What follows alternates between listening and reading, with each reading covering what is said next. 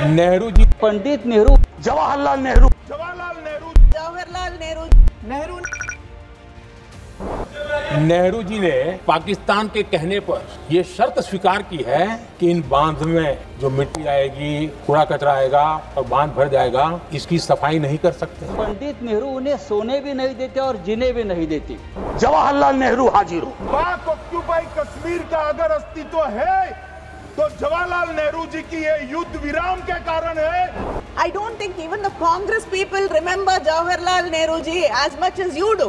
नेहरू ने क्या किया, इंदिरा गांधी ने क्या किया, यहाँ तक कि मेरी माँ के आंसुओं तक चले गए। कहीं भी बांध बनता है तो उसमें एक मैकेनिज्म होता है उसकी सफाई का, डीसिल्टिंग का।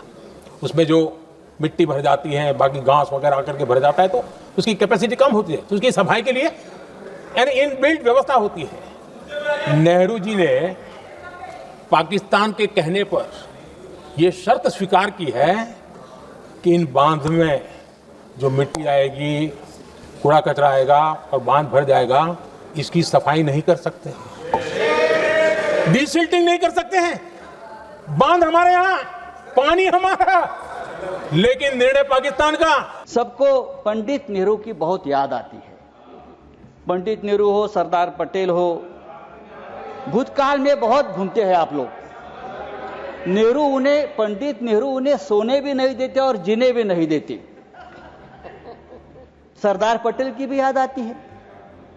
मेरा ये कहना है कि नेहरू तो महान थे, लेकिन सरदार पटेल को प्रधानमंत्री न बनाकर हमने एक ऐतिहासिक भूल की है। बात ऐसी है कि नेहरू साहब बहुत ही डेमोक्रेटिक आदमी थे, सरदार पटेल लोह पुरुष थे। अगर सरदार पटेल ऐसे नेता थे जिसने पहली बार आरएसएस पर प्रतिबंध लगाया था, अगर सरदार पटेल जीवित होते और 10 साल तो ये लोग आज सामने दिखते भी नहीं। नेहरू बार बार आ जाते। मतलब मैंने तो पिछले सदन में उस वाले पार्लियामेंट में कहा था कि बेहतर है एक दिन में एक मुकदमा कर दो, जवाहरलाल नेहरू हाजिर हो, जिनको उनके पक्ष में दलील देना है देंगे, हम जैसे लोग चलिए टूटे बिखरे हैं। और दूसरी तरफ उनको बुला लो जिनको नेहरू हर जगह नजर आते हैं। अगर नेहरू इतने वर्षों बाद भी आपको परेशान कर रहे हैं तो कुछ तो बात है थी उस बंदे में, कुछ तो बात थी। मान्यवर, मैं बड़ी जिम्मेदारी के साथ कहता हूं, मैं इतिहास का विद्यार्थी हूं। पाक ऑक्यूपाई कश्मीर का अगर अस्तित्व है तो जवाहरलाल नेहरू जी की ये युद्ध विराम के कारण है। इसका जिम्मेदार जवाहरलाल नेहरू है। मान्यवर, 1960 में सरदार पटेल ने विरोध किया था, गाड़ी लेकर आकाशवाणी तक गए थे, घोषणा न करते दरवाजे बंद कर दिए थे। मान्यवर, 1960 में सिंधु जल पर भौगोलिक व रणनीतिक रूप से हम बड़े मजबूत थे और उन्होंने सिंधु समझौता क्या किया, 80% भारत का पानी पाकिस्तान को दे दिया। I don't think even the Congress people remember Jawaharlal Nehru ji as much as you do. But I should thank you for that.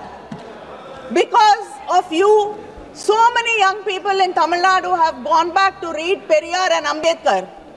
And today, all over the world, young people are finding out and wanting to know more about Jawaharlal Nehru ji, because, you know, a person who had such power to change history, to do everything, and imagine having such kind of power till today. Even you, whatever mistakes you commit is because of him.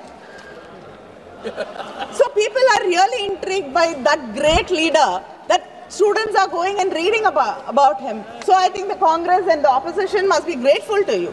ये बात उठी, शरण की बात की, हमारे गृह मंत्री जी ने इतिहास में चले गए। नेहरू ने क्या किया, इंदिरा गांधी ने क्या किया, यहाँ तक कि मेरी माँ के आंसुओं तक चले गए। लेकिन इस सवाल का जवाब नहीं दिया कि ये सीज फायर हुआ क्यों। ये जंग रुका क्यों और तब क्यों रुका जब दुश्मन के पास कोई चारा नहीं था हमारे श्रेय में आने के बजाय।